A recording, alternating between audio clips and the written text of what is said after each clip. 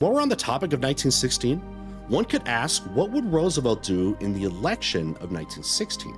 Would he seek a fourth term? I think there are reasons to say both yes and no. By all accounts, Roosevelt enjoyed being president, but after being elected to his full term, which gave him almost 2 full terms, he pledged not to run for a third term. He viewed such a thing as a step towards dictatorship and tyranny. So, why did he run for a third term in our timeline? His dissatisfaction with Taft was the rationale, but why the sudden decision that there was no tyranny involved? I won't begin to guess.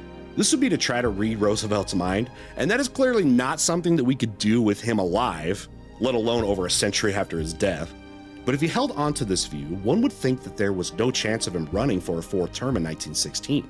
But this is discounting something. While we've set an end of the war in 1916, we haven't set the time of year that the war ended. Unless the war ended very early in 1916, Roosevelt would have to plan as though the war would be continuing past the election. In the 1916 Republican race for nomination, the Florida nominating convention took place on February 9th. If I were to guess, the fact that the US was still at war when the nominating process started would lead Roosevelt to seek another term to provide the nation with stability.